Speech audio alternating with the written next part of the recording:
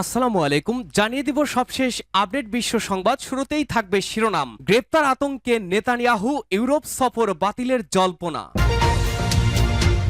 এদিকে গাজা সিটি ছাড়ার নির্দেশ দিয়েছে দখলদার বাহিনী। পালিয়ে যাওয়ার সময় স্নাইপারদের গুলি, রাস্তার মধ্যেই নিরীহ ফিলিস্তিনিদের লাশের স্তূপ। জানিয়ে দিব হামাস যুদ্ধবিরতিতে রাজি হলে যা করবে হিজবুল্লাহ। অন্যদিকে অসহায়ত্ব প্রকাশ পাচ্ছে ইউক্রেন সেনাদের কাছে। সুযোগ পেলেই আত্মসমর্পণ করছেন রাশিয়ার সৈন্যদের কাছে। সর্বশেষ জানাবো উত্তেজনা বাড়িয়ে তাইওয়ানের আকাশে ৬৬টি চীনা যুদ্ধ বিমানের অনুপ্রবেশ। শুনছিলেন সবশেষ আপডেট সংবাদগুলোর শিরোনাম। এবারে জানাবো বিস্তারিত। গ্রেপ্তার আতঙ্ক ঘিরে ধরেছে নেতানিয়াহুকে, ইউরোপ সফর বাতিলের জল্পনা। গাজা উপত্যকার সংঘটিত যুদ্ধ অপরাধের অভিযোগে আন্তর্জাতিক অপরাধ আদালত আইসিসির সম্ভাব্য গ্রেপ্তারি পরোয়ানা নিয়ে শঙ্কিত ইসরায়েলি প্রধানমন্ত্রী বেনিয়ামিন নেতানিয়াহু। এ কারণে তিনি চলতি মাসে মার্কিন যুক্তরাষ্ট্রে যাওয়ার পথে ইউরোপে যাত্রা বিরতি এড়ানোর কথা বিবেচনা করছেন। গতকাল ইসরায়েলি গণমাধ্যম এই তথ্য জানিয়েছে। চলতি মাসে মার্কিন যুক্তরাষ্ট্র সফরে যাবেন নেতানিয়াহু, কারণ ২৪ জুলাই মার্কিন কংগ্রেসের সামনে বক্তৃতা দেবেন তিনি। এছাড়া হোয়াইট হাউসে প্রেসিডেন্ট জো বাইডেনের সঙ্গেও দেখা করবেন বলে আশা করা হচ্ছে। বুধবার ইসরায়েলি সম্প্রচার মাধ্যম কান জানিয়েছে, নেতানিয়াহুর কার্যালয়ে ওয়াশিংটন যাওয়ার পথে ইউরোপে থামার বিষয়টি পর্যালোচনা করছে। এ খবরে বলা হয়েছে, প্রধানমন্ত্রীর কার্যালয়ে চেক প্রজাতন্ত্র বা হাঙ্গেরিতে যাত্রা বিরতির বিষয় ভাবছে, কারণ এই দুটি দেশকে ইসরায়েলের বন্ধু হিসেবে বিবেচনা করা হয়। দেশ দুটি আইসিসির গ্রেপ্তারের অনুরোধকে অগ্রহণযোগ্য বলে অভিহিত করেছে। কান উল্লেখ করেছে, নেতানিয়াহুর কার্যালয় শেষ পর্যন্ত সীমিত সংখ্যক যাত্রী নিয়ে সরাসরি ফ্লাইটে ওয়াশিংটনে যাওয়ার সিদ্ধান্ত নিয়েছে। মার্কিন যুক্তরাষ্ট্র আইসিসির সদস্য না হলেও আন্তর্জাতিক গ্রেপ্তারি পরোয়ানা থাকা সত্ত্বেও নেতানিয়াহুকে গ্রহণ করলে তা সমালোচনার মুখে পড়তে পারে। অবশ্য ইসরায়েলও এই আদালতের সদস্য নয়, তবে ফিলিস্তিন ২০১৫ সালে আইসিসির সদস্য হয়। এদিকে ইসরায়েলের রেশেট বেট রেডিও স্টেশনও বুধবার সকালে জানিয়েছে, নেতানিয়াহু ইসরায়েলের প্রতি বন্ধুত্বপূর্ণ দেশগুলোতে থামতে এবং গ্রেপ্তারি পরোয়ানা কার্যকর করতে পারে এমন রাষ্ট্রগুলোকে এড়িয়ে চলার কথা বিবেচনা করছেন। অবিলম্বে যুদ্ধবিরতির দাবিতে জাতিসংঘের নিরাপত্তা পরিষদের একটি প্রস্তাব লঙ্ঘন করে ইসরায়েল গাজায় হামলা অব্যাহত রেখেছে। গত বছরের ৭ই অক্টোবর অবরুদ্ধ এই উপত্যকায় সামরিক অভিযান শুরু করে ইসরায়েলি বাহিনী। ফিলিস্তিনিদের গুলি করছে ইসরায়েলি স্নাইপার। গাজার মধ্য অঞ্চলে অবস্থিত গাজা সিটি খালি করে দেওয়ার নির্দেশ দিয়েছে দখলদার ইসরায়েলি বাহিনী। সেখান থেকে পালাতে উদ্যত ফিলিস্তিনিদের দিকে ইসরায়েলি স্নাইপাররা গুলি ছুড়ছে বলে অভিযোগ উঠেছে।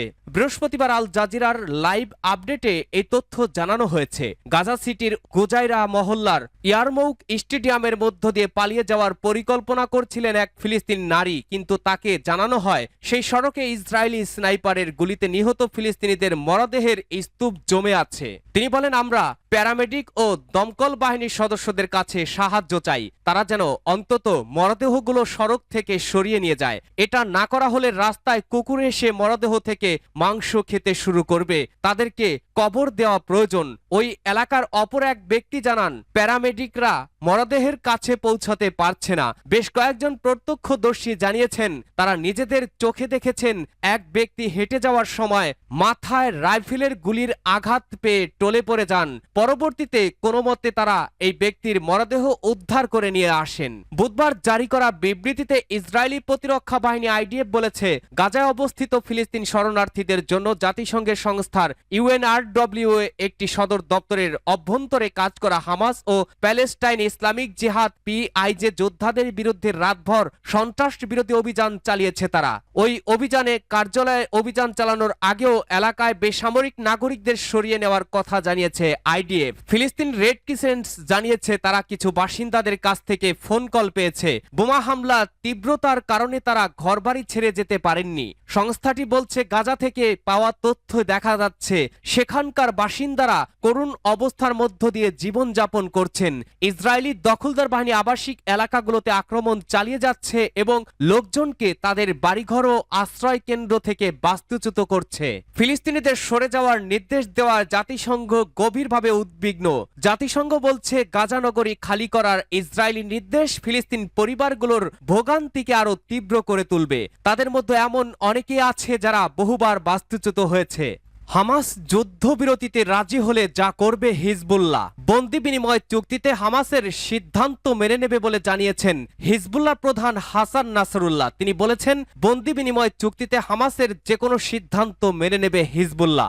যুদ্ধবিরতি হয়ে গেলে ইসরায়েলের ওপরে আন্তঃসীমান্ত হামলাও বন্ধ করে দেবে তারা। বুধবার 11 জুলাই ইসরায়েল ভিত্তিক সংবাদ মাধ্যম টাইমস অব ইসরায়েলের এক প্রতিবেদনে এই তথ্য জানানো হয়। প্রতিবেদনে বলা হয়েছে, ফিলিস্তিন প্রতিরোধ আন্দোলন হামাসের গত 7 অক্টোবর ইসরায়েলের ওপরে হামলার পর থেকে হিজবুল্লাহ প্রায় প্রতিদিনই হামাসের সমর্থনে ইসরায়েলি বাহিনীর সাথে গুলি বিনিময়ে লিপ্ত রয়েছে। এতে উত্তরে একটি পূর্ণ সংঘাতের আশঙ্কাও তৈরি হয়েছে। হিজবুল্লাহ প্রধান বলেন, হামাস যে সিদ্ধান্তই গ্রহণ করে সবাই তা মেনে নেয়, সবাই সন্তুষ্টি প্রকাশ করে। তিনি বলেন, আমরা হামাসের সাথে সমন্বয় করতে বলি না, কারণ প্রথম ক্ষেত্রে যুদ্ধটি তাদের, সেজন্য তাদের সিদ্ধান্তই আমরা মেনে নেই। উল্লেখ্য, ফের বন্দি বিনিময় চুক্তি বিষয়ে আলোচনা শুরু হলে হিজবুল্লাহর আন্তর্জাতিক সম্পর্ক বিষয়ক প্রধান খলিল আল হাইয়ার নেতৃত্বে একটি প্রতিনিধি দল হামাসের সাথে সাক্ষাৎ করে। এরপর হিজবুল্লাহ প্রধান এই মন্তব্য করলেন। সূত্র টাইমস অব ইসরায়েল। সুযোগ পেলে আত্মসমর্পণ করতে চায় ইউক্রেনীয় সৈন্যরা, বলেছেন সেনা কমান্ডার। ইউক্রেনের সেনা সদস্যরা আত্মসমর্পণের সম্ভাব্য সব সুযোগের আশ্রয় নেয়, কিন্তু তাদের অফিসাররাই তাদেরকে বাধা দেওয়ার জন্য পেছন থেকে গুলি করে। আখমত কমান্ডো ফোর্সের কমান্ডার মেজর জেনারেল অ্যাপোটি আলাউদ্দিনভ বলেছেন, রশিয়া এক টেলিভিশনকে দেওয়া সাক্ষাৎকারে আলাউদ্দিনভ বলেন, আজ দেখা যাচ্ছে যে আমাদের শত্রু ফ্রন্ট লাইনে এমন লোকদের দিয়ে গঠিত যারা তাদের ইচ্ছার বিরুদ্ধে সংগঠিত হয়েছিল। তাদের কোনো উপযুক্ত সামরিক প্রশিক্ষণ ও সরঞ্জাম ছাড়াই যুদ্ধের ময়দানে নিক্ষেপ করা হয়েছে। যে কোনো সামান্য সুযোগ পেয়ে তারা তাদের জীবন বাঁচানোর জন্য আত্মসমর্পণের চেষ্টা করে। তিনি যোগ করেন, তবে তাদের দলের লোকেরাই তাদেরকে মৃত্যুর দিকে আরো ঠেলে দেয়। এমনকি তারা আত্মসমর্পণের সিদ্ধান্ত নিলেও তাদের আমাদের রুশ পক্ষের কাছে পৌঁছতে বাধা দেওয়ার জন্য সবকিছু করা হয়েছে। তাদের হাতে থাকা সব ধরনের অস্ত্র দিয়ে তাদের হত্যা করা হচ্ছে। তিনি বিশ্বাস করেন যে ইউক্রেনীয় সৈন্যরা যারা যুদ্ধের ময়দানে রয়েছে তারা রাশিয়ার বিরুদ্ধে যুদ্ধ চালিয়ে যেতে বিশেষভাবে ইচ্ছুক নয় এবং বুঝতে পারে যে তাদের প্রধান শত্রুরা কিয়েভের প্রশাসনিক অফিসেই বসে আছে। সূত্র তাস। উত্তেজনা বাড়িয়ে তাইওয়ানে 66টি চীনা যুদ্ধ বিমানের অনুপ্রবেশ। ন্যাটো সম্মেলনের মধ্যেই উত্তেজনা বাড়িয়ে একদিনেই তাইওয়ানের আকাশে অনুপ্রবেশ করেছে চীনের 66টি যুদ্ধ বিমান। বৃহস্পতিবার তাইওয়ানের প্রতিরক্ষা মন্ত্রণালয় এই খবর জানিয়েছে, যা এই বছরে সর্বোচ্চ রেকর্ড সংখ্যক। মাত্র একদিন আগেই তাইওয়ানের কাছাকাছি সামরিক মহড়াও চালিয়েছিল বেইজিং। খবর এএপির। তার পরদিনেই তাইওয়ানের আকাশে অনুপ্রবেশ ঘটনা ঘটিয়েছে চীন। তাইপের ঠিক একদিন আগেই দ্বীপের চারপাশে চীনা যুদ্ধ বিমানগুলোকে দেখেছিল। বুধবার বেইজিং দাবি করেছিল ওই যুদ্ধ বিমান পিএলএ বিমানবাহী রণতরী শানডাউং এর সঙ্গে অনুশীলনের জন্য পশ্চিম প্রশান্ত মহাসাগরের দিকে যাচ্ছিল।